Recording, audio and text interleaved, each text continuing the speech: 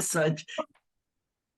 São coisas interessantes que depois a gente vai Não deixe. entendendo melhor. Depois eu vou mandar a sequência dos 3 livros para você ter a continuidade e saber o que vai acontecendo com ele. Entendeu? Muito interessante, sim. Muito legal.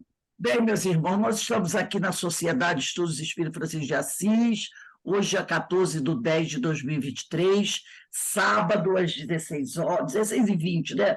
A gente começa a estudar essa obra, Paulo de Tarso e as Leis Morais, de Guilherme Del Valle da Silva. Nós estamos estudando o capítulo que fala da lei do progresso, Paulo de Tarso e a evolução da compreensão de Deus, precursor na união entre a fé cristã e a filosofia grega. Nós estamos na página 138, terceiro parágrafo, né? Segundo parágrafo, vamos melhorar. Segundo parágrafo da página 138, que começa assim: assim o escopo do estudo. E eu pedi também a vocês o livro dos Espíritos. Botei lá no apoio no WhatsApp, apoio do livro dos Espíritos, questão 783. Todo mundo já deve ter pego, arrumado direitinho. Bem, então, nesse momento, vamos elevar o nosso pensamento ao alto, a Jesus, aos espíritos amigos, agradecendo, Senhor, pela oportunidade que estamos tendo de mais uma vez nos reunirmos aqui para estudar essa doutrina abençoada. Que a tua paz, que a tua luz nos ilumine e nos envolva. Graças a Deus. Bem, nós estamos, como eu falei, na página 138, segundo parágrafo. E depois nós vamos entrar no Livro dos Espíritos, aonde nós estávamos estudando semana passada. Eu botei no zap aí de vocês. Então, vamos lá, eu vou começar no segundo parágrafo da página 138, que diz assim: assim, o escopo do estudo, quer dizer, o objetivo desse estudo que nós estamos fazendo, neste capítulo, que é o capítulo que trata da lei de progresso, é refletir sobre a evolução e o progresso da compreensão humana sobre Deus e como Paulo de Tarso contribuiu e continua contribuindo para a nossa comunhão com o Criador. Agora nós vamos ao Livro dos Espíritos, aonde eu marquei com vocês, tá? E a primeira questão está na parte terceira do capítulo 8 da Lei do Progresso, que é a questão 783. Eu vou ler só a 782, porque já foi estudada semana passada. Semana passada nós estudamos 780, 781 e 782, tá? Mas eu vou reler a 782. Então, onde Kardec pergunta assim: não há homens que de boa fé obstam ao progresso, quer dizer, impedem que o progresso se realize, acreditando favorecê-lo, porque do ponto de vista em que se colocam, o vem onde ele não existe. Aí ele diz aqui: assemelham-se a pequeninas pedras que, colocadas debaixo da roda de uma grande viatura, não impedem de avançar. Quer dizer, ele está querendo dizer o quê? Que ninguém pode impedir o progresso. Nenhum de nós pode impedir o progresso. A gente pode até atrasar alguma coisa, né? Não permitir que aquilo aconteça de uma forma rápida, mas impedir que o progresso aconteça, isso a gente não pode. É mais fácil a gente ser afastado, né? A gente ser retirado de cena do que impedir que o progresso aconteça. Porque se o progresso é uma lei de Deus, como é que eu, uma mera pedrinha, uma ervilha, vou poder impedir que uma lei divina se cumpra? De jeito nenhum, né? Não há como acontecer. Eu posso até dar uma atrasada, né, no progresso, não deixar que ele aconteça com mais agilidade. Isso eu posso fazer. Temporariamente, é claro. Temporariamente, é claro. Né? Mas você não pode impedir que esse progresso aconteça. Tá? Aí a 783, que é a pergunta de hoje, segue sempre marcha progressiva e lenta o aperfeiçoamento da humanidade? E eles dizem, há o progresso regular e lento, que resulta da força das coisas. Quando, porém, um povo não progride tão depressa quanto devera, Deus o sujeita de tempos a tempos a um abalo físico ou moral que o transforma. É isso que eu tinha falado. Eu posso até atrasar um pouco o negócio, mas se o meu proceder estiver atrapalhando demais o grupo, Deus dá um jeito de me tirar de cena, para que a coisa funcione. É o que ele está dizendo aqui. Quando um povo não progride tão depressa quanto devera, Deus o sujeita de tempos a tempos ao abalo físico ou moral que o transforma. Tá? Porque, às vezes, existe um planejamento para um povo, mas por questões várias, às vezes aquele grupo fica atrasado. Hoje, por exemplo, meu marido viu a notícia que ele ficou escandalizado. Sabe aquele Cristiano Ronaldo, jogador de futebol de Portugal? Ele recebeu uma condenação. Se ele voltar ao Irã, ele vai ser preso foi condenado a levar 99 chibatadas. Sabe por quê? Porque ele foi, quando esteve no Irã, uma artista de lá, uma artista plástica, ela tem paralisia cerebral. Ela pintou 2 quadros dele, lindos, bem grandes. E ele, né, em agradecimento, a abraçou. Ela está na cadeira de roda, porque ela tem paralisia cerebral, né? Ele a abraçou e deu um beijo nela, na cabeça. E ela com aquele lenço, Ele abraçou, deu 2 abraços fortes nela, ela rindo, né? E ele deu um beijo aqui na cabeça dela. Só que no Irã, a mulher não pode ser abraçada por um homem estranho, nem ser beijada. Então, ele deu ela da cadeira de roda, ele se abaixou, abraçou ela assim e depois deu um beijo na cabeça dela. Ainda em público, né? Em público, no lenço. Lá você não pode abraçar a mulher, beijar a mulher em público. E ele fez isso. E ele fez em agradecimento a ela, ele ficou muito emocionado. Ele deu um grande abraço dela, deu um beijo na cabeça dela, que está com lenço. Aí ele foi condenado, se voltar ao Irã, a levar 99 chibatadas.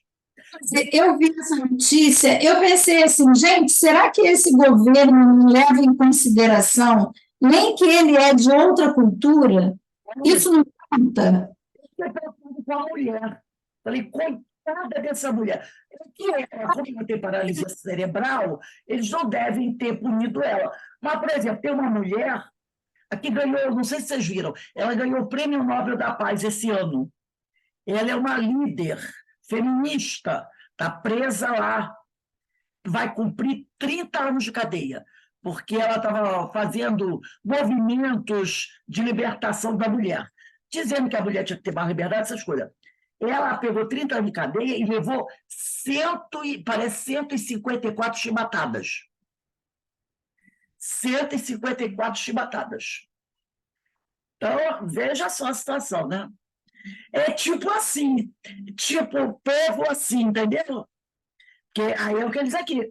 Esses povos, e não só eles não, tem outros também. Arábia Saudita. A Arábia Saudita é terrível em relação à cultura da mulher. A Arábia Saudita, nossa senhora, mulher, agora que houve um avancinho, que a mulher pode até aprender a dirigir, desde que a instrutora seja mulher e ela esteja acompanhada de um homem. Aquele príncipe saudita que é terrível, aquele que fez aquele negócio com o jornalista, lembra? Que pegou um jornalista aí e fez um negócio com ele. A Arábia Saudita é terrível para a mulher. Então, a Arábia Saudita, Irã e outros países assim são terríveis, altamente atrasados, né, dentro da sua cultura. Você vê que a mulher tem que usar aquela burca. Se aquelas duas jovens, né, uma que morreu, que foi espancada na delegacia de polícia, lá do Irã, essa acho que é do Irã, que ela morreu porque estava aparecendo uma mecha no cabelo dela. Uma mecha. E outra foi uma menina de 16 anos, estava no trem, e sabe como é jovem, né? Então ela entrou sem o véu. Aí a tal tem lá a polícia dos costumes, tem uma polícia que fica andando pela cidade para vigiar. Aí pegou a menina, o cara bateu na menina, ela bateu com a cabeça no ferro, aí teve um coma, está em coma. A polícia disse que ela desmaiou de fraqueza, por isso que ela bateu a cabeça. Então, essas coisas terríveis, né? São esses países assim, né? Então, esses países, quando demoram demais para progredir, Deus faz alguma coisa para um abalo físico ou moral para transformar aquele povo. Porque eles vivem como há 2.000 anos atrás. Eles vivem como há 2.000 anos atrás, né? As mulheres, coitadas, usando... Tem sempre que usar aqueles véus, aquela roupa preta, né? Aquela coisa horrorosa. Então, né? Aí eles aqui, aí tem uma nota de Kardec. O homem não pode conservar-se indefinidamente na ignorância, porque tem de atingir a finalidade que a providência lhe assinalou. Ele se instrui pela força das coisas. As revoluções morais, como as revoluções sociais, se infiltram nas ideias pouco a pouco, germinam durante séculos, depois irrompem subitamente e produzem o desmoronamento do carunchoso edifício do passado, que deixou de estar em harmonia com as necessidades novas e com as novas aspirações. Então, olha só como a coisa demora. Olha só, o homem se instrui pela força das coisas. As revoluções morais, como as sociais, se infiltram nas ideias, pouco a pouco, germinam durante séculos.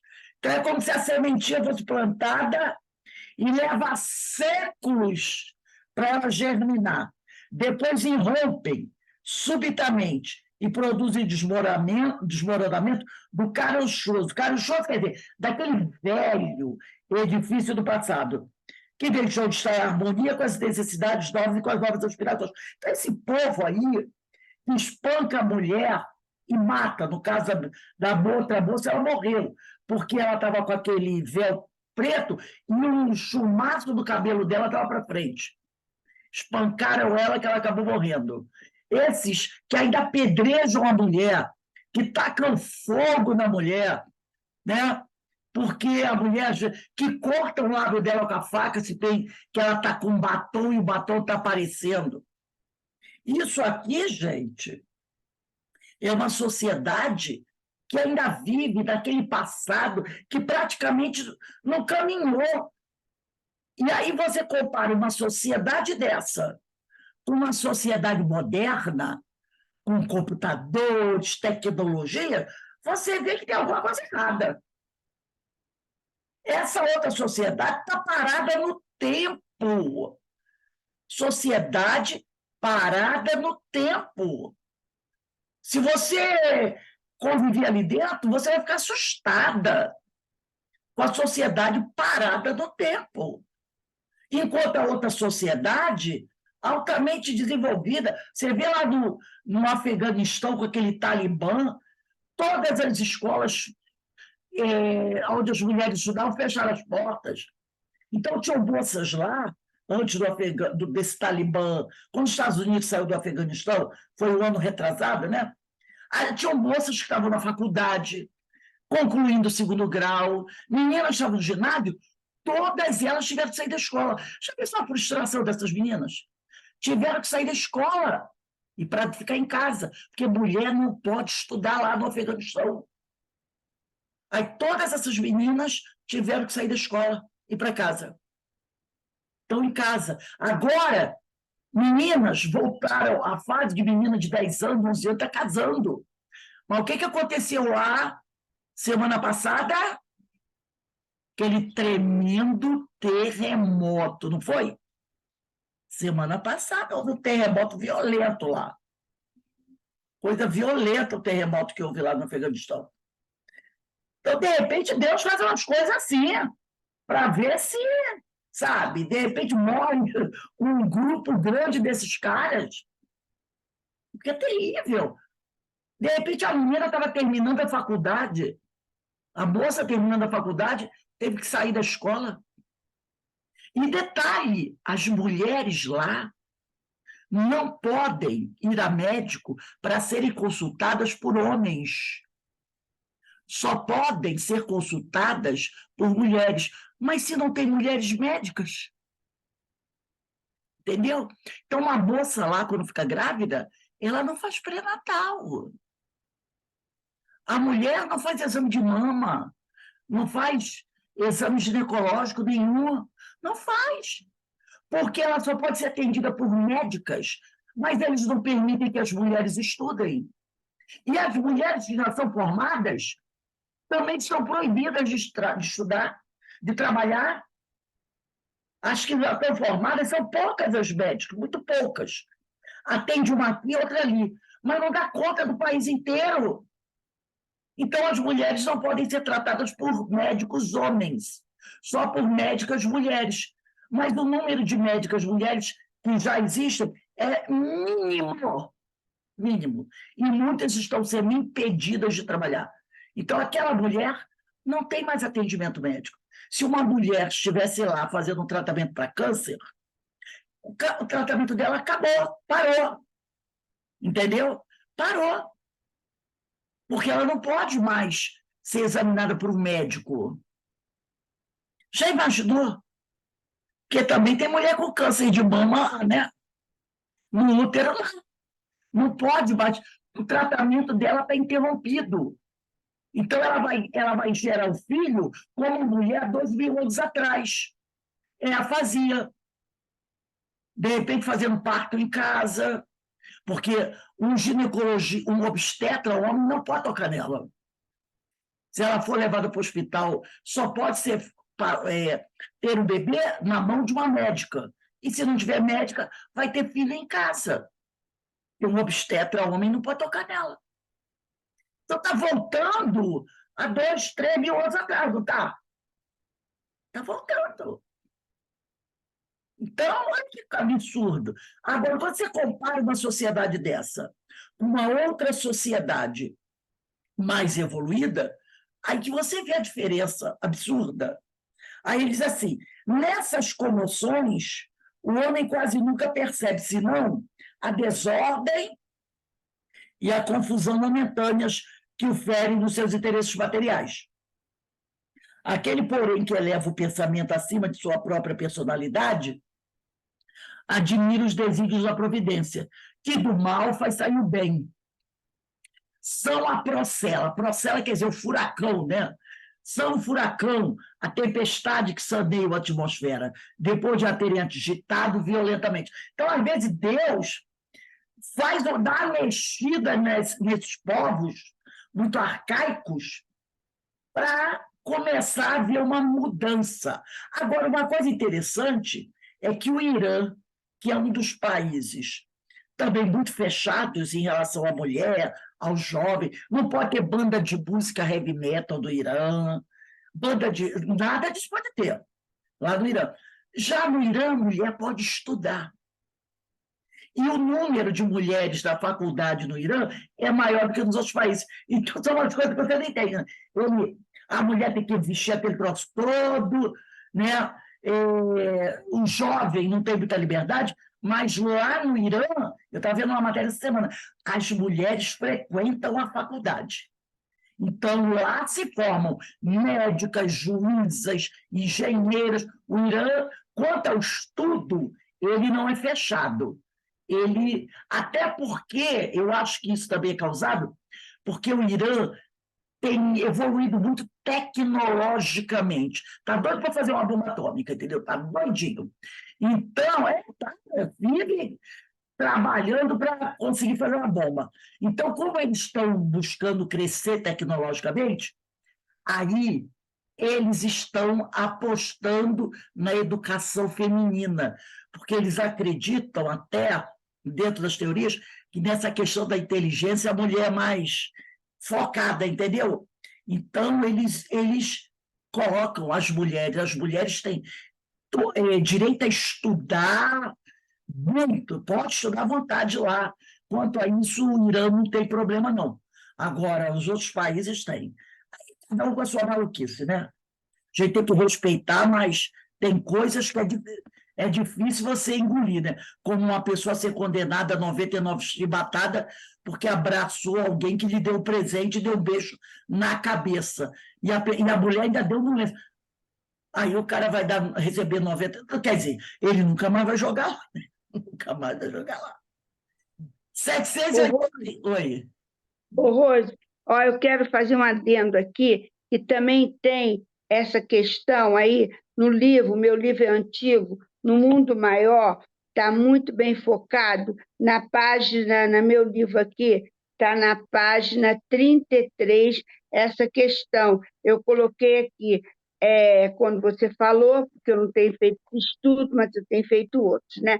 Então, o Livro dos Espíritos, 783, está focado aqui e também os atributos do espírito, e falando e que cada um tem uma tarefa. No prefácio penúltimo parágrafo, né, também fala desse livro No Mundo Maior, que está aqui na questão 783, que eu assinalei também, e também temos na 784, que é um complemento, na página 19 desse livro aqui, No Mundo Maior, que eu tenho. E Qual é o capítulo do mundo maior? No Mundo Maior, está no capítulo, quer ver? No Mundo Maior, que o meu livro é velho. Está no capítulo A Preleção de Eusébio. Está lá no meu livro, é velhinho, está na página, por isso que eu botei, página 33. E temos ainda duas referências. O Livro dos Espíritos também tem a página que eu anotei aqui, ó, a 153. A 153 também ela tem uma referência em que se deve à vida eterna. Também está interligada a esse nosso estudo que nós estamos fazendo hoje, né? Quem quiser procurar, está aí nessa pasta. O meu livro é esse aqui, que eu vou mostrar. Quer ver? Sim. É do André. Livro maior. Olha aqui, vou mostrar aqui. É esse livro aqui, o meu antigo, ó. Meu antigo, está na página 33, e o outro está na página 33, e também nós temos no Livro dos Espíritos 153, que também enfatiza isso, né? Como é que você falou, dessas transformações, porque ajuda-nos a progredir, né? Na caridade, com os nossos semelhantes, que nós temos que ter essa caridade, né? E nesse tema aqui, principalmente nesse capítulo da página 33, que é o meu livro, está no capítulo, nesse capítulo que eu falei, mas está aqui no parágrafo, mais precisamente nos penúltimo e antepenúltimo parágrafo, tá? Que fazem bem claras aqui. Faze-se, pois, mistério, acendamos o coração em amor fraternal, à frente do serviço. E aqui também temos os sopros imensos, isso foi ontem, da onda evolucionista varre os ambientes da Terra. Todos os dias ruem princípios convencionais, mantidos a tipos de invioláveis durante séculos. A mente humana perplexa é corrompida a transições angustiosas. A subversão de valores, a experiência social e o progresso acelerado de seleção pelo sofrimento coletivo perturba os tímidos e os invigilantes, que representam esmagadora maioria em toda parte. Como atender a esses milhões de necessitados espirituais se não receber receberdes a responsabilidade do socorro fraterno?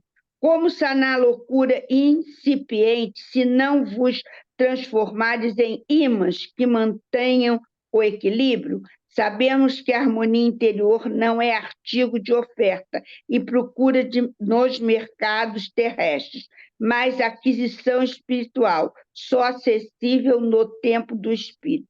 Então, essa é a minha contribuição aí. Ainda tem o penúltimo, o último e o penúltimo parágrafo, tá bom? Depois eu vou dar uma olhada. Vamos olhar agora a questão 784. Alberto, lê para mim a 784. Também está no Mundo Maior, nesse meu livro, na página 19. Vamos lá, Quem Alberto. quiser Pode deixar. 784. Bastante grande é a perversidade do homem.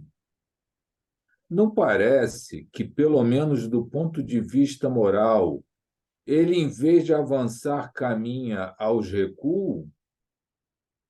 Aí responde os espíritos: enganas-te. Observa bem o conjunto e verás que o homem se adianta, pois que melhor compreende o que é mal e vai dia a dia reprimindo os abusos.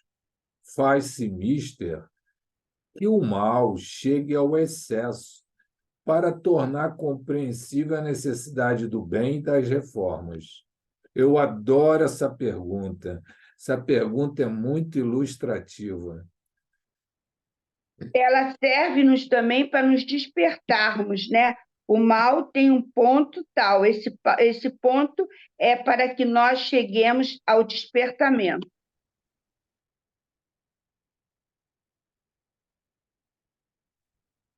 Está sem som, Rose. Diz aqui, né? Parece que em vez de um homem estar andando para frente, ele está andando para trás. Ele disse que não, que é para a gente observar o conjunto, né?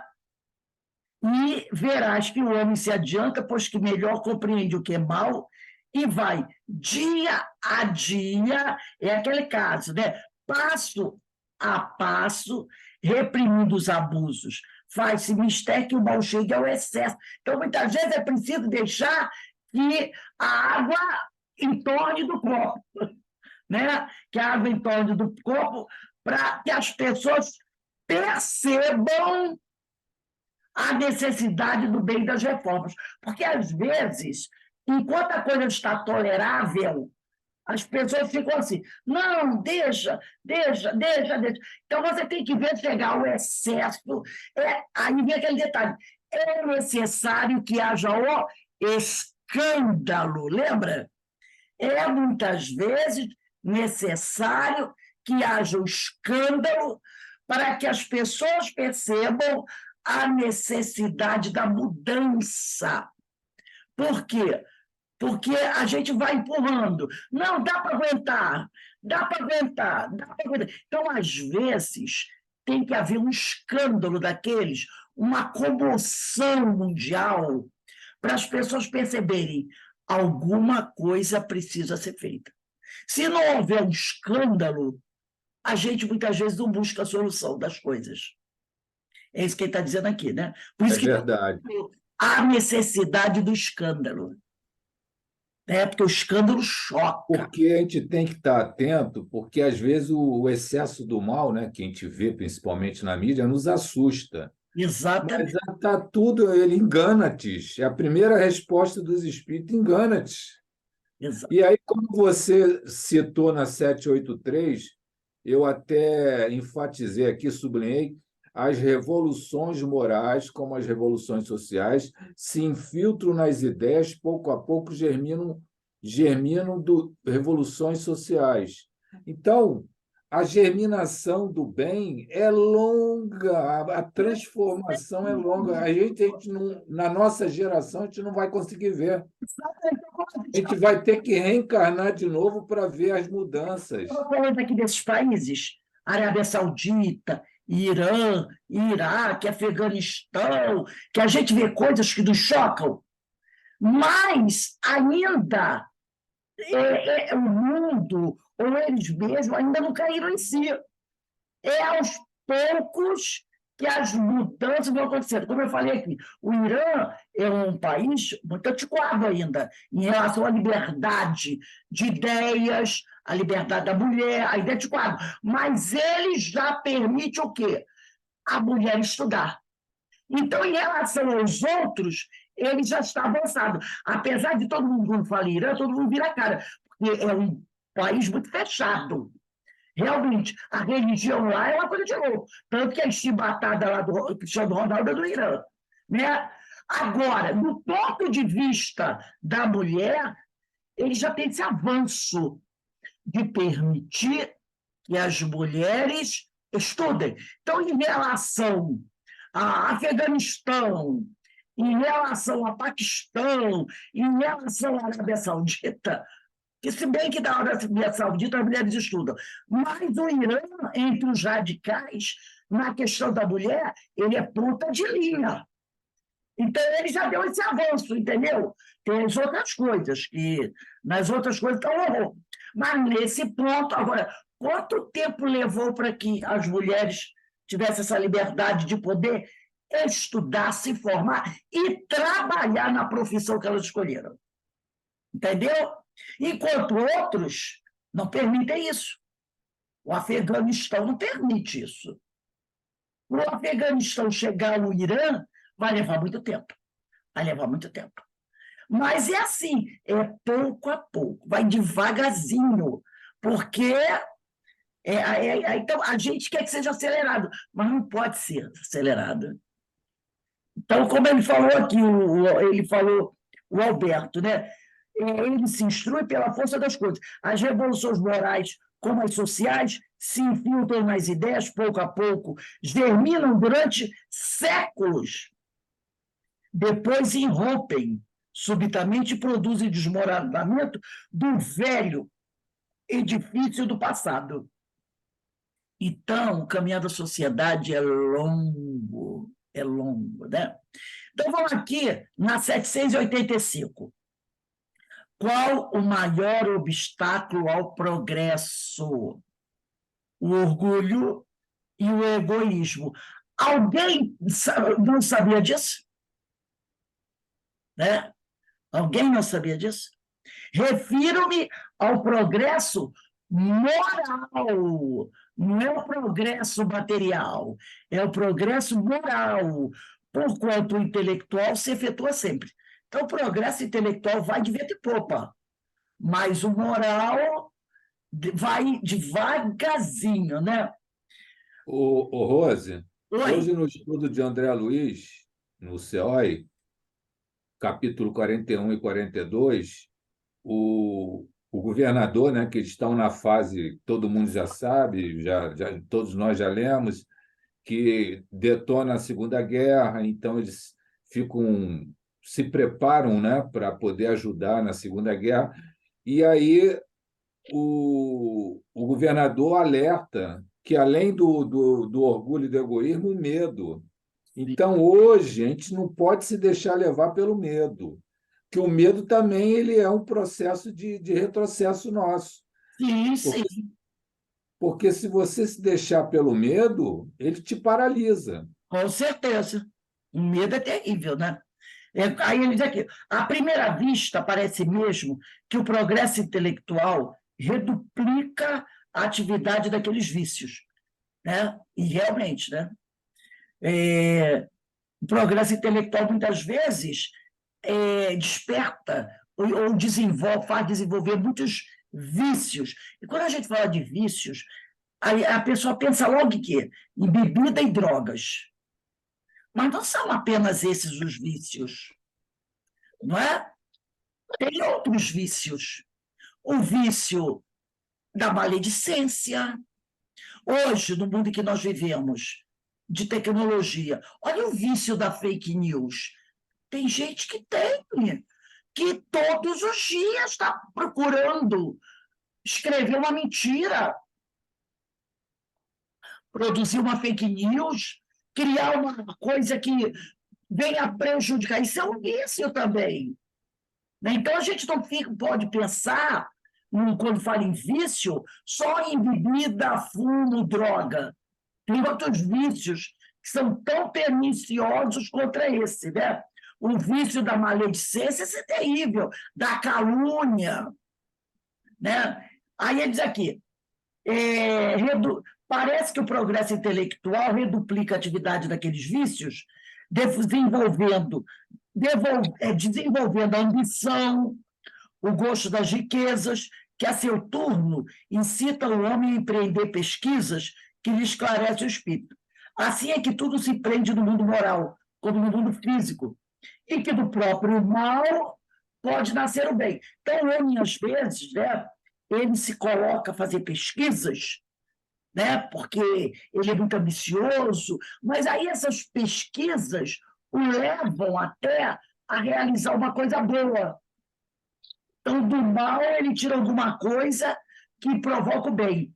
Curta, porém, a duração desse estado de coisas, que mudará a proporção que o homem compreender melhor que, além do gozo dos bens terrenos, que os bens terrenos proporcionam, uma felicidade existe maior, infinitamente mais duradoura. Então, quando o homem chegar à conclusão de que os prazeres já não estão me dando tantos prazeres, ele vai começar a perceber que existe algo mais. Porque você vê, né? Às vezes, você vê pessoas que aparentemente têm tudo na vida. Tudo, tudo, tudo, tudo, tudo, tudo. E esse tudo, tudo, tudo provoca na pessoa tipo um fastio, um cansaço, entendeu? Porque às vezes a pessoa tem tanto, ele tem tanto, e ele fica paralisado, Sente um vazio, né? vazio, porque o cara não precisa se sacrificar para nada, para nada. Tudo que ele desejar, alguém coloca na mão. Tudo que ele sonhar, alguém já coloca na mão. Então, chega um momento, se ele não se suicida antes, né? Porque tem uns, né, que o cara fica tão... que aí ele começa a perceber, existe alguma coisa a mais. Não é possível. Né? E seria tão fácil dele resolver, né? Era só dirigir um pouco daquilo que ele tem para quem não tem. E aí ele poderia fazer uma coisa diferente, né? Mas ele está tão fechado nisso que ele não consegue imaginar que existe alguém que não tenha igual a ele. Eu acho que fica meio assim. O cara tem tanto, tanto, tanto, vive num mundo tão de fantasias que ele não consegue imaginar que existe alguém que não tem. Quando o sujeito mora numa casa, e não vou dizer nem que aquilo não é casa, aonde o vaso sanitário é de ouro, as torneiras do banheiro são de ouro, alguma coisa está de errado desse sujeito. Com esse sujeito, tá não? Porque tem aqueles príncipes árabes, o vaso sanitário do cara, eu vi uma vez, é de ouro. As torneiras do banheiro são de ouro. O cara está jogando dinheiro fora. Né? Então, o cara vive uma ilusão tal que parece que todo mundo que o cerca, ou o mundo que deixam ele ver, é igual a ele. E a gente sabe que não é. Então, se ele tivesse a liberdade de olha para lá, ver que ali no teu país, perto do teu palácio, tem gente morrendo de fome. Pega uma torneira dessa e dá para o cara vender e comprar comida. Isso já despertaria no cara alguma coisa, mas o cara fica tão cercado que não permite o cara olhar pela janela. Entendeu? E aí dá esse vazio no indivíduo, esse vazio terrível, e é a partir daí que ele fala, né? E a partir desse vazio, ele vai, com o tempo, porque não vai ser de uma hora para outra, perceber que a coisa está diferente. Eu vi uma vez um depoimento de um pai, era um desses reis aí da Arábia, né? O filho dele que está no poder agora. Então, ele falou assim, ele contou assim, que quando o bisavô dele era vivo, já era da família real, mas o bisavô dele andava de camelo. Aí falou, meu bisavô andava de camelo, andava de camelo, e andava no meio das aldeias, passava pelas aldeias de camelo, né, para ver, já era o sheik, mas ele ia de camelo, e caminhava no meio das aldeias. E com isso lá em 1700 e pouco, 1800 e pouco. Mas aí o rei via o povo, ele andava de camelo no meio do povo. Aí ele falou assim, aí ele disse, o meu filho hoje só anda de Cadillac, e meu filho não anda entre o povo. Aí ele falou assim, meu filho só anda de Cadillac, que é o príncipe real, né?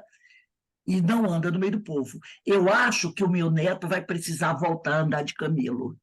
Aí ele falou assim, eu acho que o meu neto vai precisar voltar a andar de camelo.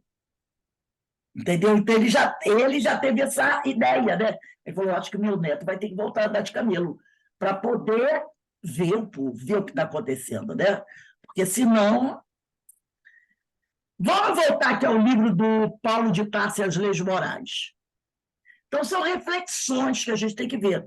Será que a gente está andando muito de Cadillac? De vidros, né? Porque às vezes a gente está andando muito de Cadillac, de vidros, com aquele negócio preto do vidro, e a gente não está vendo o que está acontecendo do nosso lado, né? Então, quem sabe a gente tem que andar de bicicleta para poder ver o que está acontecendo à nossa volta.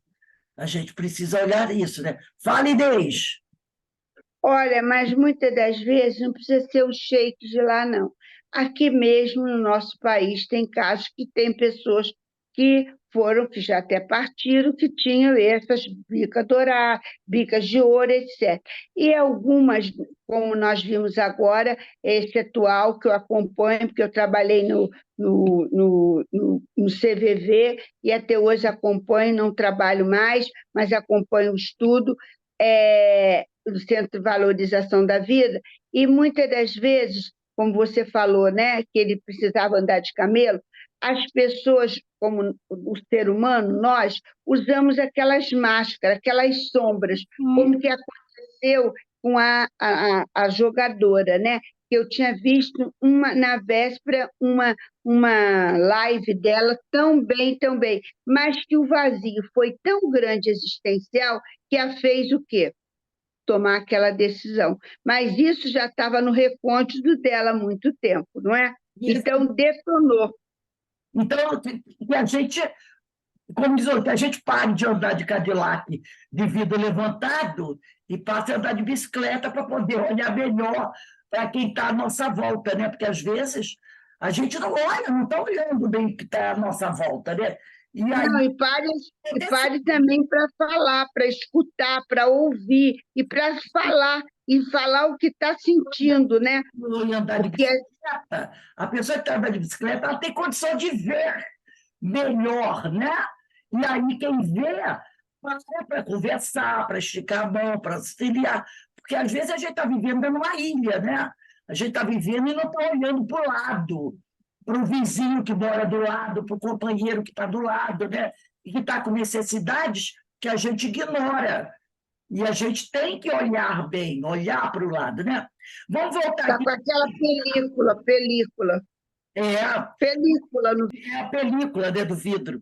Então, ele diz aqui, ó, um dos princípios fundamentais do Espiritismo é a existência de Deus, apresentada em uma evolução do pensamento religioso, que até o momento não é compreendida por grande parte da humanidade terrena. Realmente, né? Muitas vezes nós ainda não conseguimos entender a vontade de Deus, nem os caminhos de Deus, né? A gente se questiona muito. Porque Deus deixa isso acontecer. Mas a gente não compreende ainda os desígnios de Deus.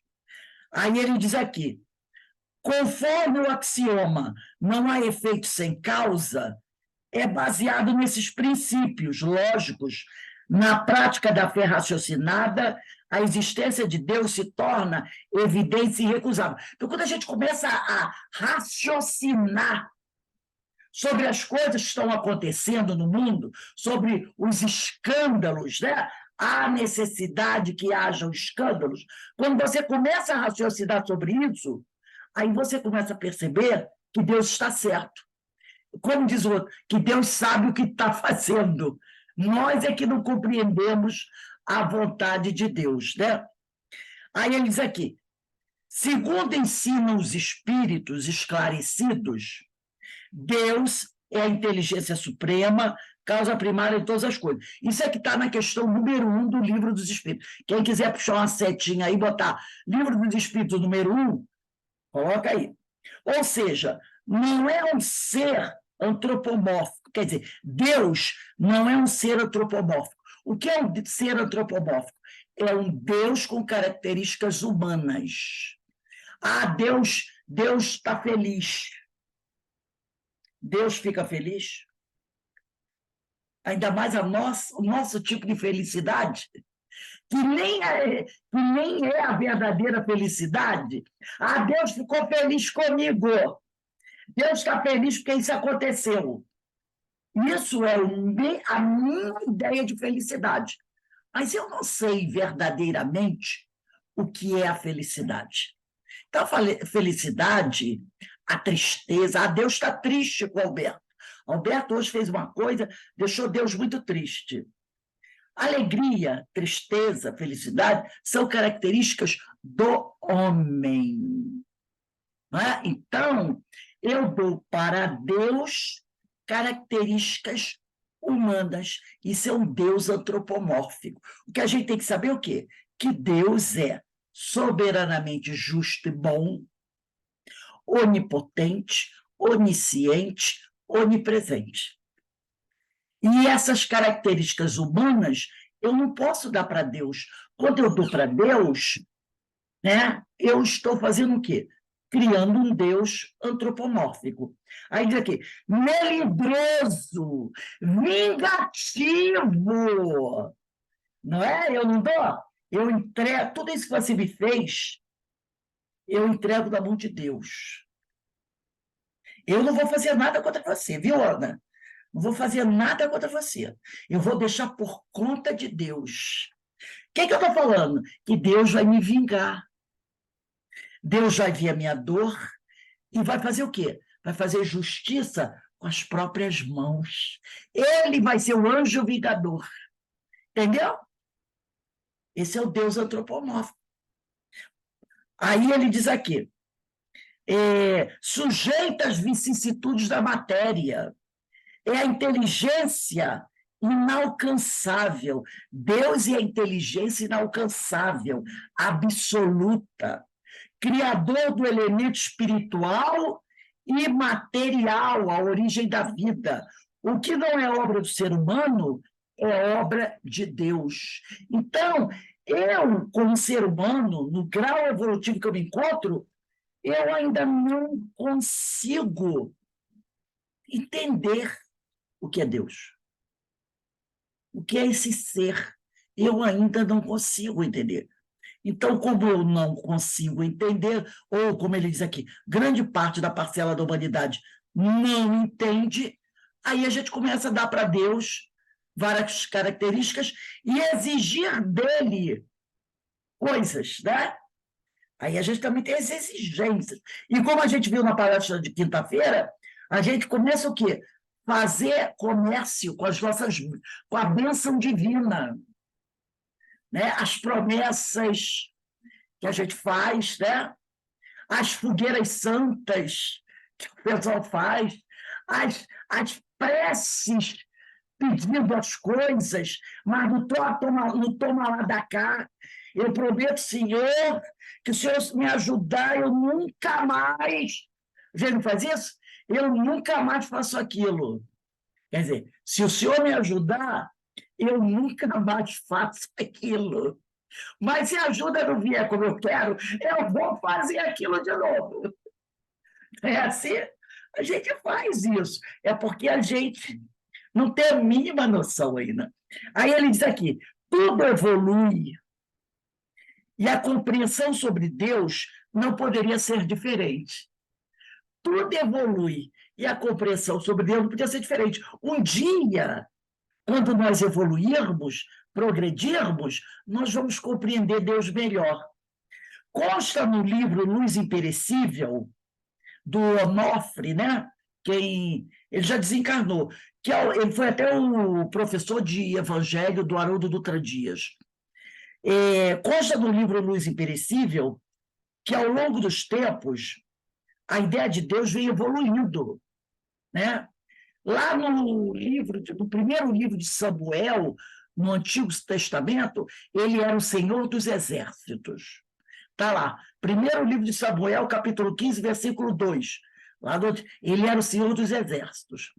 Em Ezequiel, no profeta Ezequiel, capítulo 25, versículo 12, ele era o Deus da vingança, tudo Antigo Testamento. No Salmo 94, versículo 2, ele era o juiz da terra. Nos outros salmos, Salmo 23, versículo 1, ele é o pastor. Em Mateus, capítulo 6, versículo 9, ele é pai. Pai nosso que está... Viu como foi melhorando? Ele foi Senhor dos Exércitos, no Antigo Testamento, Deus da vingança, juiz da terra, tudo isso. Aí, depois ele já passa a ser pastor. Lembra do Salmo 23? O Senhor é meu pastor e nada me faltará. Depois ele, em Mateus, do Pai Nosso, ele passa, Jesus já mostra que Deus é Pai. Aí Jesus ensina, que aqui em Mateus capítulo 6, versículo 9, é Jesus ensinando a orar. Pai Nosso que estás no céu, né? Essa designação do Pai só figura no Novo Testamento. Em João capítulo 4, versículo 8, Deus é amor. Então ele começou como Senhor do Exército, passou por Deus da vingança e depois foi Pai e amor. Não é uma evolução? É uma evolução. É uma evolução. Né? Então, essa evolução de Deus de Senhor dos Exércitos e Deus da vingança para amor foi aí uns 1.500 anos que levou para haver essa mudança. Uns 1.500 anos. A humanidade percorreu longo caminho, desde o esforço personificado na figura de Moisés, o grande legislador, em trazer à lume a existência de um Deus único, até a aliança entre a fé e a razão, com a maturidade e argumentos necessários para uma crença robusta e inquebrantável. E a questão também do Deus, para chegar à ideia de um Deus único, em grande parte da população do mundo, também levou muito tempo. Porque o mundo era politeísta. Quase todo mundo era politeísta. Só tinha uma nação que tinha um Deus único, que eram os hebreus. O resto do mundo era todo politeísta. Hoje, poucos são as nações politeístas. Poucas são. Ainda existem algumas, né? Por exemplo, a Índia. Não tem esses vários deuses lá? Tem vários deuses. Agora, grande parte do mundo é monoteísta. E mesmo dentro dos mundos politeístas, já tem grupos cristãos. Então, você vai encontrar na Índia cristãos. Você vai encontrar a maioria politeísta, mas já tem um grupo cristão. Então, também foi uma evolução da crença de Deus. Aí ele diz aqui, né? Como nos diz Allan Kardec, fé inabalável só é a que pode encarar frente a frente a razão em todas as épocas da humanidade. Quem quiser anotar aí, bota aí, ó, Evangelho segundo o Espiritismo. Bota com letra maiúscula, ESE. Evangelho segundo o Espiritismo, capítulo 19, 7. Evangelho segundo o Espiritismo, capítulo 19, item 7. Fé é sinônimo de fidelidade. Na personalidade de Saulo, que era Paulo, encontramos essa virtude bem caracterizada. Ser fiel é entregar-se, e para isso é necessário ter confiança, base da fidelidade. Porque tem gente que bota no carro assim, Deus é fiel, não põe isso? Já viram essa frase? Deus não é fiel. Quem tem que ser fiel somos nós. O clássico deveria ser assim, eu sou fiel a Deus. Aí estava certo. Mas Deus não é fiel. Então eles botam lá, Deus é fiel. Não, Deus não é fiel. Eu tenho que ser fiel a Deus. Né? Aí ele vai falando aqui. Oi? Pois é, porque eles querem que Deus dá as coisas materiais. Então, bota no carro, Deus é fiel, porque deu o carro. Ele não deixa faltar. Não deixa. Não deixa faltar. Aí essa ideia, faltar o material, né? Aí ele diz aqui, fé é sinônimo de fidelidade. Na personalidade de Saulo, encontramos essa virtude bem caracterizada. Ser fiel é entregar-se, e para isso é necessário ter confiança, base da fidelidade. Somos fiéis quando nos entregamos a quem confiamos. Logo, ter fé em Deus é se entregar a Ele, acatando brandamente a sua vontade. Isso também é bom a gente sublinhar, né? Acatando brandamente a sua vontade. É entender que eu posso desejar algo, é meu direito, mas eu tenho que dizer o quê? Sempre, que seja feita a sua vontade, Senhor, e não a minha. Eu quero aquilo, mas a minha visão das coisas é muito limitada. Eu estou vendo as coisas dentro de um certo limite. Deus é um homem do alto da montanha, sabe tudo que está acontecendo. Então, às vezes, algo que eu quero muito não é bom para mim, mas eu não sei disso, e eu quero. Então, muitas vezes, Deus não me dá aquilo que eu quero, porque Ele sabe que aquilo que eu quero, daqui a pouco, vai me fazer mal. Entendeu? Então, às vezes, eu não recebo, eu peço muito a Deus uma coisa, e eu não alcanço aquele bem. E eu fico, às vezes, poxa, Deus não me atende, Deus não isso, Deus aquilo. Mas é que Deus sabe o que é o melhor para mim. E, de repente, aquilo que eu quero muito não é o melhor. Né? Então, por isso que a gente diz assim, Senhor, eu quero muito isso, mas que seja feita a vossa vontade e não a minha. Porque Ele sabe o que é melhor para mim, né? E como Ele é um Pai que ama todos nós, Ele jamais deixaria de me dar algo que Ele sabe que seria bom para mim. Ele não ia me sonegar alguma coisa que Ele sabe que é bom para mim. Né? E Ele não tem prediletos. É outra coisa que a gente tem dificuldade de entender, que a gente acha que Deus gosta mais de umas pessoas do que de outras, né? A gente acha isso. Infelizmente, a gente ainda tem essa mentalidade, né? Aí ele diz aqui, Saulo foi fiel ao Deus do povo de Israel, mas era necessário avançar, pois a lei de progresso é inexorável, ninguém pode parar o progresso. Quando Cristo, governador espiritual do orbe, encarna na Terra, encarna porque ele só veio uma vez, apesar que tem gente dizendo que ele já tinha vindo antes, ou que ele veio depois novamente, Jesus só veio uma vez, ele encarna na Terra, a fim de dar sequência ao programa permanente de implantação do reino de Deus no coração dos homens. personifica em sua figura a segunda revelação da lei de Deus. Porque a primeira revelação veio com Moisés, que é a revelação personificada no homem, Moisés. A segunda lei de Deus também é essa personificação, tá?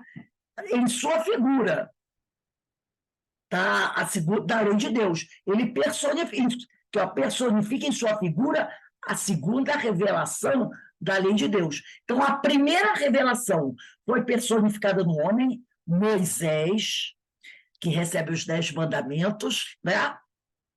A segunda também foi um homem, Jesus.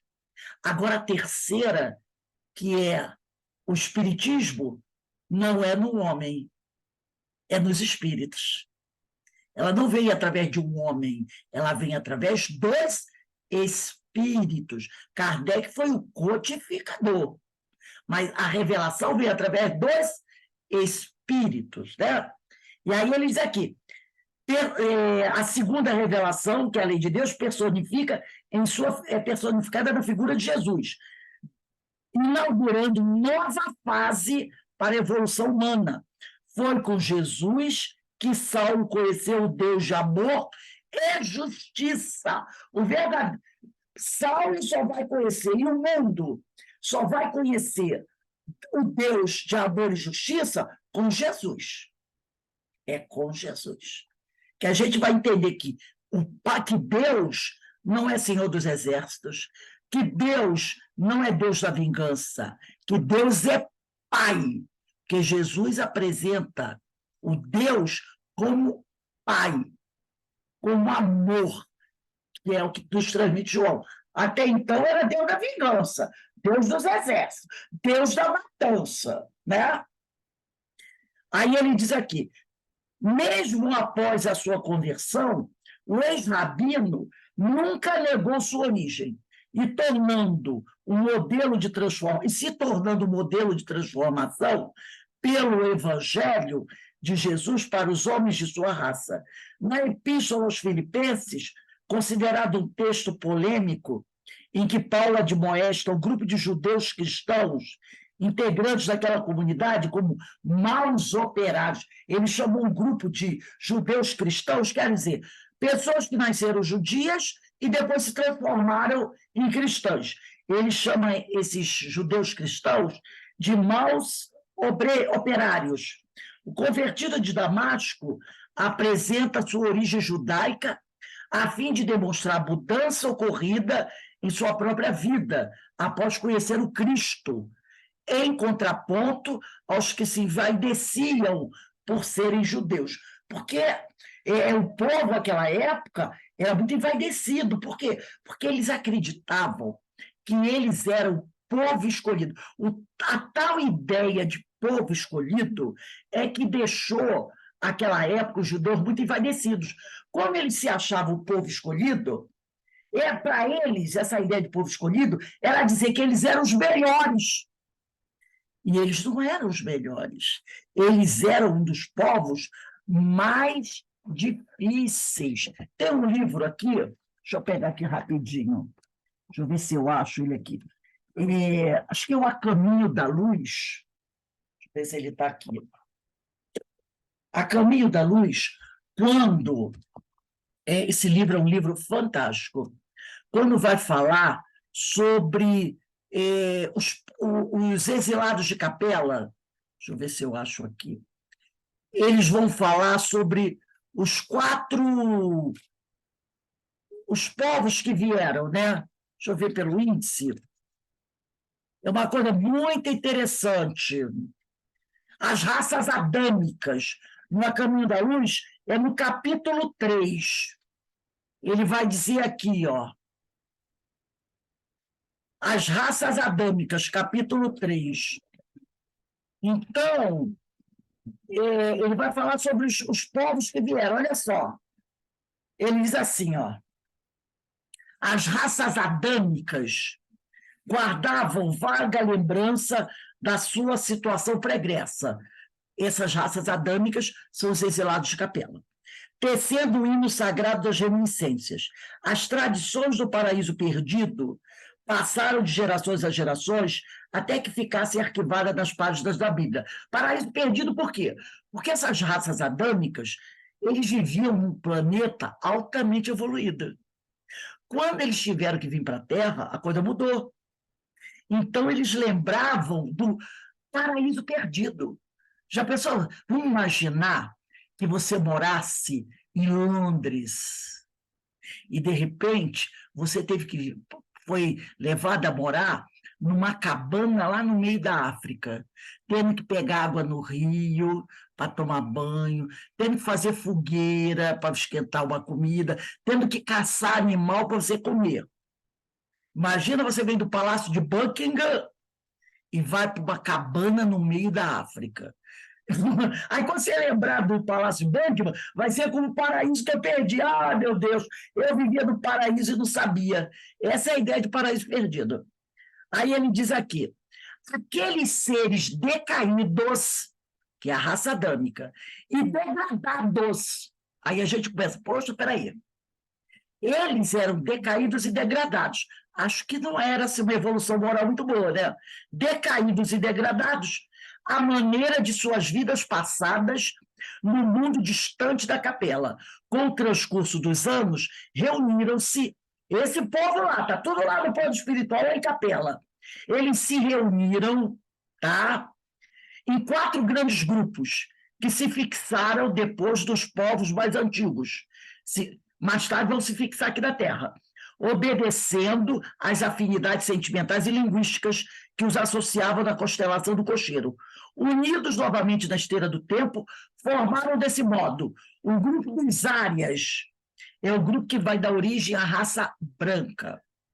A civilização do Egito, os povos do Egito, o povo de Israel e as castas das Índias. Esses são os 4 grupos que vieram de capela.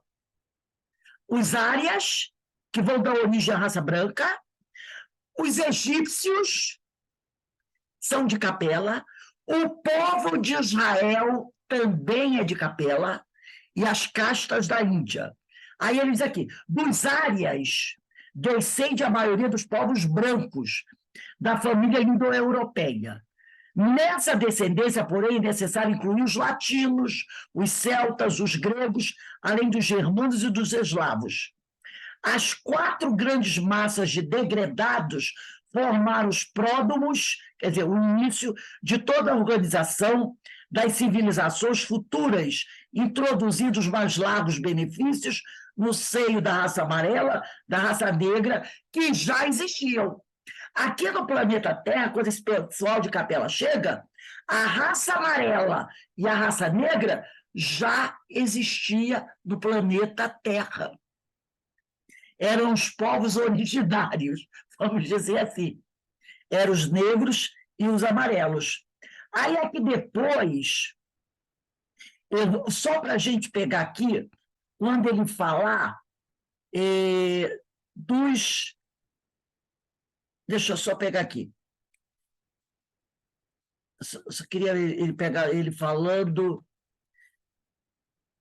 dos hebreus. O povo de Israel, olha só. Olha só.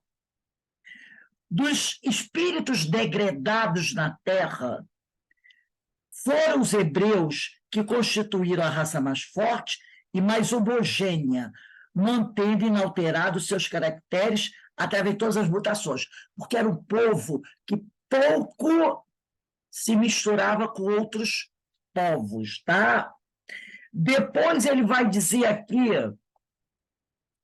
ó, consciente da superioridade de seus valores, nunca perdeu a oportunidade de demonstrar sua vaidosa... Vai dizer aqui, ó, o povo hebreu, consciente da superioridade de seus valores, eles já eram monoteístas. Nunca perdeu a oportunidade de demonstrar a sua vaidosa aristocracia espiritual, mantendo-se pouco acessível à comunhão perfeita com as demais raças do orbe. Então, ele está dizendo que o povo hebreu, ele era um povo muito vaidoso e pouco dado a se misturar com os outros povos. Tá? Aí ele vai dizer assim,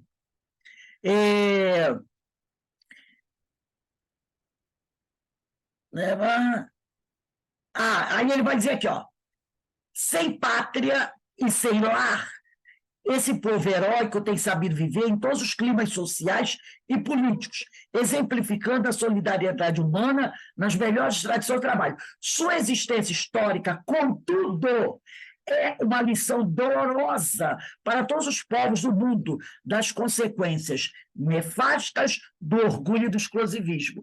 Então, ele fala que o sofrimento que o povo hebreu sofreu ao longo da história até hoje é uma consequência do orgulho e do exclusivismo que esse povo tem. Entendeu? Por exemplo, muito difícil misturar-se com outros povos, não é? Até hoje, casamento de um judeu com uma pessoa que não é judia não é bem visto, né? E outras questões mais. Então, ele fala que era um povo monoteísta, por isso que foi o povo escolhido, porque já era mais fácil você lidar com o povo que já tinha ideia de um Deus único, do que com o povo que era politeísta. Porque aí o cara que é politeísta, você vai ter que fazer o cara deixar de ser politeísta para apresentar outro Deus para ele. Se pega um povo que já é monoteísta, já é mais fácil o trabalho, né? Então, por isso que eles são o povo escolhido. Mas eles achavam que era pelas capacidades que eles tinham. E isso trouxe um orgulho muito grande para eles, que levou à época de Jesus eles fazerem aquelas coisas que fizeram, inclusive não aceitando Jesus como mestre, porque eles achavam que o Messias viria, mas tinha que vir de uma família real. Como é que um povo orgulhoso ia aceitar um Messias, um rei, filho de carpinteiro? Não dava, né? Então, esse orgulho que fez com que eles se perdessem e angariassem esse karma de sofrimento. Muito orgulho. E até hoje é o povo que não tem facilidade de se misturar com os outros povos vizinhos. Não tem. Isso faz com que você sofra. Sofra. Já é uma facilidade para o povo brasileiro. O povo brasileiro já tem isso bem trabalhado, porque é um povo dado, muito dado até, né? É muito dado até no cumprimento. Eu estava vendo outro dia uma matéria em questão dos japoneses com o Brasil. Quando o japonês vem para o Brasil, ele tem uma certa dificuldade. Porque o brasileiro, como é que o brasileiro gosta de cumprimentar? Abraçando e beijando, não é assim? O brasileiro adora abraçar, adora pegar um no outro. E o povo japonês não é chegado. Eles nem gostam de apertar a mão, eles cumprimentam assim, né? Eles não apertam a mão. A gente não aperta na mão, abraça, aperta, dá 2, 3 beijos. Isso é uma coisa do povo brasileiro. E o povo brasileiro é um povo que, se você tiver, por exemplo, os povos lá do Oriente Médio, eu me lembro do passado, tinha um moço que vendia coisa lá perto de casa. Aí tinha um que chamava de turco, outro chamava de sírio, outro chamava de outro nome, porque a gente não sabia se o cara era sírio, se era turco, se era libanês. O que o povo sabia é que ele era daquele lado. Aí eu dizia assim, o turco vem aí, e o cara era sírio. O libanês, o cara era turco. Até hoje o povo brasileiro não sabe, né?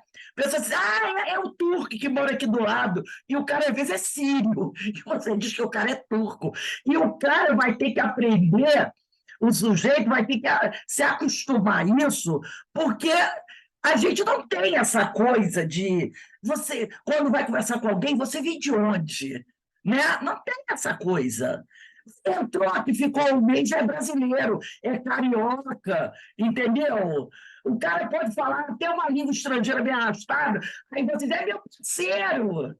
é meu parceiro, e o cara ainda está falando enrolado. Mas aí o brasileiro diz que ele é parceiro dele, já virou carioca. O Brasil tem isso. Mas o quê? Por que isso? Por causa da mistura de raça que houve aqui no Brasil, foi muito grande. O português, o negro, o índio, e o resto do mundo todo que chegou aqui. Então, a gente não tem essa coisa de ficar separando. Tem países que tem, né? É bairro japonês, bairro chinês, bairro italiano, não é assim? Tem os bairros separados. Aqui não. Aqui mora no condomínio, todo mundo junto. Não tem essa coisa que é do negro, do branco, do chinês, não, aqui é todo mundo junto. Não tem esse negócio, né? E o povo que vem de fora que aprenda a viver assim para poder conviver bem. Então, ele vai falando aqui, né? Quando ele fala Paulo admoesta um grupo de judeus cristãos, integrantes como comunidade, como maus operários. O convertido de Damasco apresenta sua origem judaica, que era motivo de orgulho, a fim de demonstrar, aí ele vai demonstrar a mudança ocorrida em sua própria vida após conhecer o Cristo. Porque antes ele era o doutor da lei, orgulhoso. Depois que ele conheceu Cristo, acabou esse negócio. Eu sou grego, eu sou árabe, eu sou hebreu, acabou. Você é cristão. Não importa qual a tua nacionalidade. Então, ele mostra primeiro a linhagem judaica dele e agora ele mostra quem ele é. Eu sou o apóstolo dos gentios. Eu mudei. Antes era o doutor da lei. Hoje eu sou um seguidor do Cristo. E que abraça todo mundo, né? Aí ele diz aqui, a mudança ocorrida em sua própria vida após conhecer o Cristo, em contraponto aos que se envaideciam por serem judeus. Judeu raça pura, né? E ele agora está lá, misturado todo mundo. Aí tem uma passagem aqui na carta aos Filipenses, capítulo 3, versículos 5 e 6. Circuncidado ao 8º dia, da linhagem de Israel, da tribo de Benjamim, hebreu de hebreus, e arremata. Foi assim que ele se apresentou, mostrando a linhagem judaica dele. Circuncidado ao 8º dia, da linhagem de Israel, da tribo de Benjamim, hebreu de hebreus, e arremata apresentando sua antiga fidelidade ao judaísmo. Quanto à lei, fariseu, quanto ao zelo, perseguidor da igreja. Olha só, quanto à lei, eu sou fariseu. Quanto ao zelo, eu sou perseguidor da igreja. Ele não foi um perseguidor? Isso foi quanto ao zelo judaico, né? Quanto à justiça, que há na lei, irrepreensível. Então, quanto à justiça, que há na lei, irrepreensível. Paulo fala da sua condição judeu militante no passado, sem remorso ou culpa. Por que adiantava ele ter culpa ou ter remorso? Não ia mudar nada, né? Ele tinha que pensar o quê? Daqui para frente, e não ficar preso ao passado. Demonstrando a realidade de sua antiga fé, que muitos dos seus companheiros judeus cristãos se vangloriavam e viam aí status como povo escolhido de Deus. Aquele lance, né? Como povo escolhido por Deus. Mas na mesma epístola, Paulo aponta sua mudança de valores ao ver Jesus. É incontestável o progresso da compreensão de Deus revelado pelo Cristo. Para Fabris, que é um autor de livros históricos, Paulo recorre a um código linguístico comercial para chamar a atenção sobre a transformação de sua fé. Está lá na carta aos Filipenses, capítulo 3, versículos 7 a 9.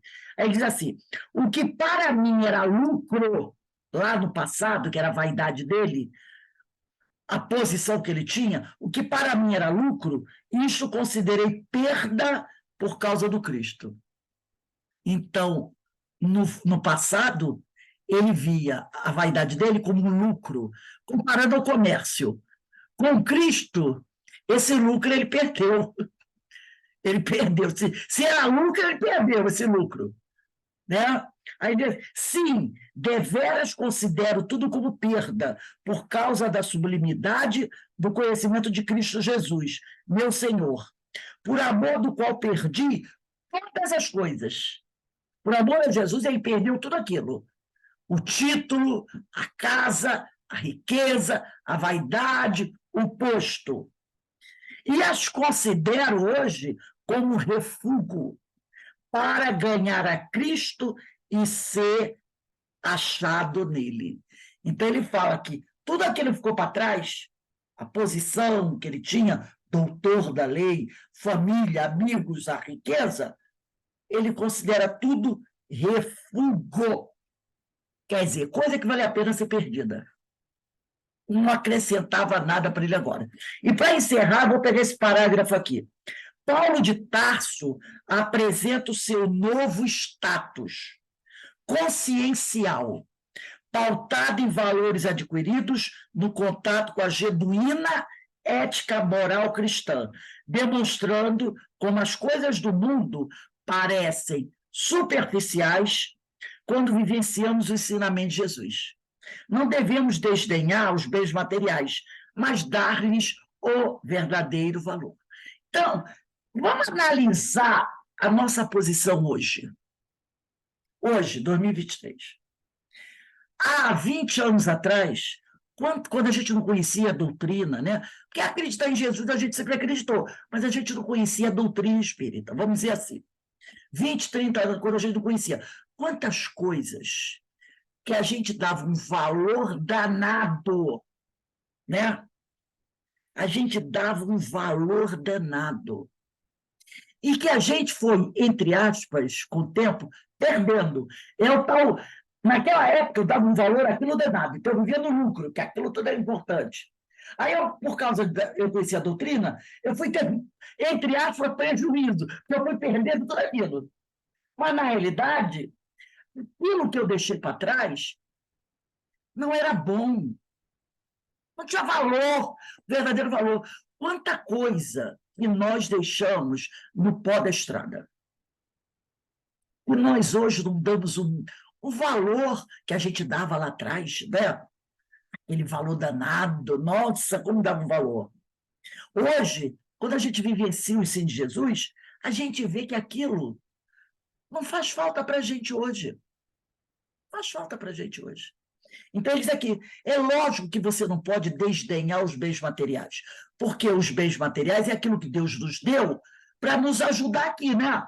Uma casa, a roupa, o trabalho, isso é bom para ajudar, afinal a gente vive no mundo, então você não pode viver dentro de uma caverna. Então, você precisa das coisas materiais, mas você não pode, mas qual o valor que você tem que dar a ela? Apenas o valor de seu bem material. Elas não podem ter o mesmo valor dos bens espirituais. É isso que ele está dizendo aqui. Paulo de Tarso apresenta o seu novo status. Qual o novo status deles? É discípulo de Jesus, divulgador do Evangelho, né? Pautado em valores adquiridos. Esses valores novos ele adquiriu no contato com a genuína ética moral cristã, demonstrando como as coisas do mundo parecem superficiais quando vivenciamos o ensino de Jesus. Então, quando eu vivencio o ensino de Jesus, eu vejo que muita coisa que eu dava um valor danado, hoje não tem o mesmo valor. Não estou desdenhando os bens materiais, mas eu estou dando para esses bens, o verdadeiro valor que eles têm. Lá no passado, eu não poderia viver sem ter o meu carro. Hoje, eu vou de ônibus ou pego Uber. Porque tem gente que ainda tem essa coisa, né? Não, eu tenho que ter um carro na garagem. Porque ter um carro na garagem é um sinal de status. Eu tenho o carro. Também não é um Fusquinha como Eloá tinha. É um Mercedão, né, Eloá? Eloá teve durante muitos anos Fusquinha dela. Então tem gente assim, eu tenho que ter... Às vezes o cara não tem dinheiro para botar gasolina no carro. Eu conheci pessoas, Eu conheci pessoas. Eu trabalhei como secretária de uma pessoa que morava em Ipanema. Ipanema. É uma pessoa que tinha, na época, aparecia na televisão pra caramba. Tinha até um programa no Fantástico, essa pessoa. Eu fui secretária dele. Eles gastavam tanto dinheiro com bobagens, e às vezes não tinham dinheiro mesmo, que a conta de telefone deles vivia cortada. E eu era secretária dele, eu tinha que ligar. Na época era para a Telerge, lembra? Para a Telerge, para pedir para religar a conta do telefone, que vivia, ó, cortadinha, por falta de pagamento. O carro era lindo, maravilhoso. Vivia na garagem, muitas vezes, cheio de poeira, porque não tinha dinheiro para botar, encher o tanque. Mas moravam numa cobertura em Ipanema.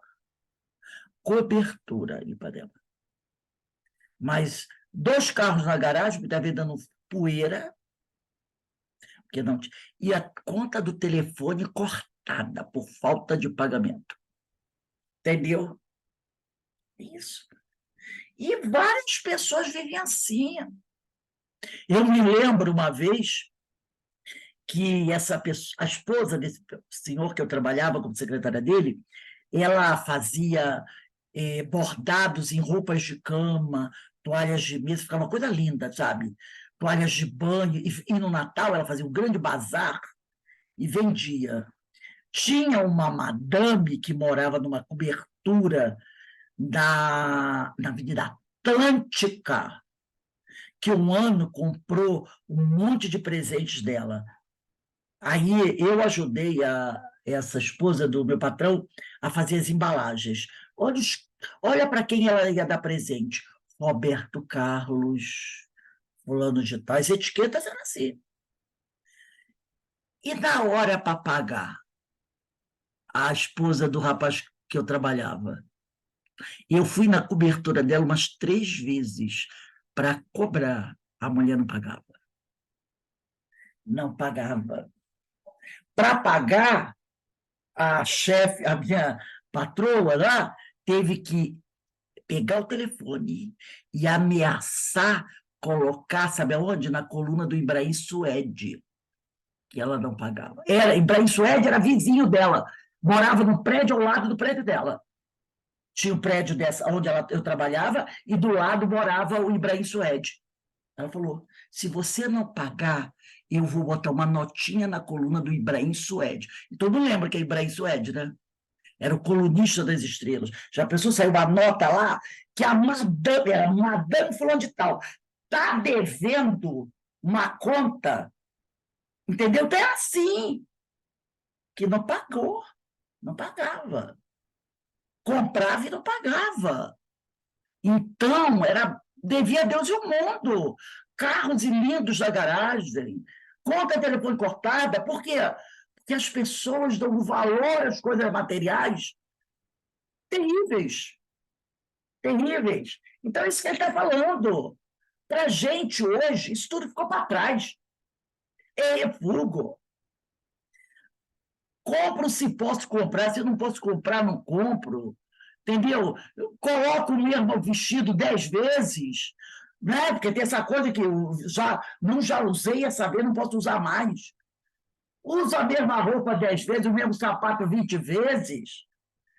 Vou pego ônibus, entendeu? Porque é o que ele falou. Não devemos desdenhar dos bens materiais, mas dar-lhe o verdadeiro valor. Então, o nosso status hoje deve ser um status pautado em valores adquiridos no contato com a genuína ética moral cristã. E se a gente olhar para trás, a gente vai ver que lá no passado, nossa, a gente dava valores a tantas coisas, né? Tinha que sair na sexta, tinha que sair no sábado, tinha que sair no domingo, não era assim? Porque tinha, né? Oxi! Passa o sábado, domingo dentro de casa, lendo. Mas naquela época, nossa, tinha que sair, não vou sair no sábado e domingo, não vou tomar minha cerveja, não era assim? Não vou dançar, não vou para farra, não vou para... vou morrer. E hoje... É assim mesmo, né, Rose? A gente, nossa, eu emburacava sexta, sábado e domingo. Não tinha para onde, nada, Tijuca, boate, samba, cervejada, ia que ia. Sexta, sábado, domingo, tipo assim, ninguém me segurava. Sexta, sábado, domingo. Hoje, entendeu? Olha, Rita, eu gosto aqui domingo dar uma saidinha na cidade, né? Passear ali um pouquinho. Olha, está chovendo, mas vou ficar de casa. Vou preparar a aula de segunda-feira no Livro do Espírito, de quinta-feira aniversário dos carinhos, que eu vou ficar por aqui mesmo, com meu pijamão, com meu chinelão, né? E a gente não tem mais isso, né? Graças a Deus. Mas tudo isso é o quê? Evolução. Aí tem gente que diz assim, nossa, vai ficar assim. Não, isso é evolução. Mas as pessoas não compreendem que isso é evolução. Você já não dá mais aquele... Como ele chamou aqui, o Paulo chamou, é refúgio. É tudo refúgio. Né? Ele disse aqui, considero tudo como perda por causa da sublimidade do conhecimento de Cristo Jesus. E considero essas coisas como refúgio para ganhar a Cristo. E isso que é o que está acontecendo com a gente. O que para os outros é atraso de vida, para a gente é progresso. É progresso, né? É a maneira de ver. Então, gente, semana que vem a gente começa nesse parágrafo. A proposta do Cristo Jesus, lá na página 141. Bota lá em cima, dia 21/10. A proposta do Cristo Jesus. É o primeiro parágrafo da página 141. Então, vamos encerrando. Eu gostei muito da aula de hoje, né? Que a gente vai trabalhando essas coisas, falando dessas coisas da nossa vida, do nosso dia a dia, né? De como a gente vai progredindo, e às vezes a gente nem percebe que a gente está progredindo, né? Mas isso é progresso, gente. Então, nós vamos encerrando nosso estudo de hoje. Márcia, faz a nossa prece, por favor. Faço sim. É com os nossos pensamentos elevados ao nosso Pai Maior, a Jesus, esse querido irmão, em forma de gratidão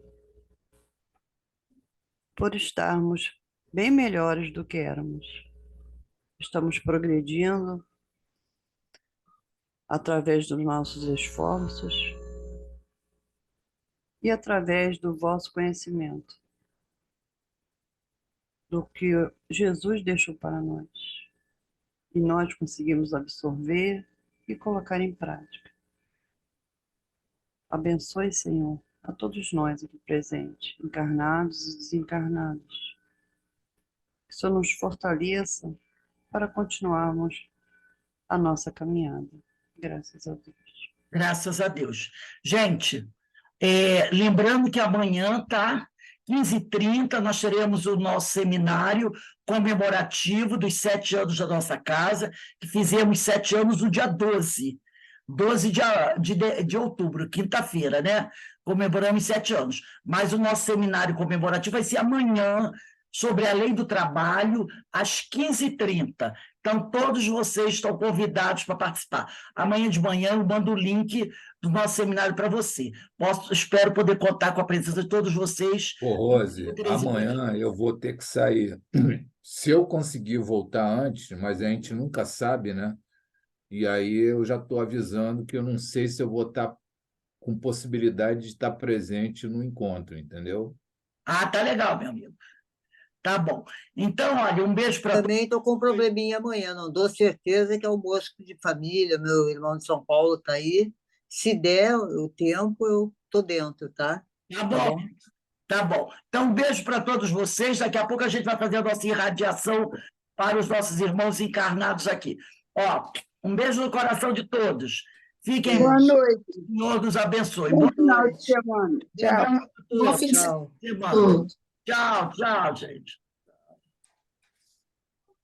Eu vou encerrar a reunião para todos, tá? Um beijo. Beijo.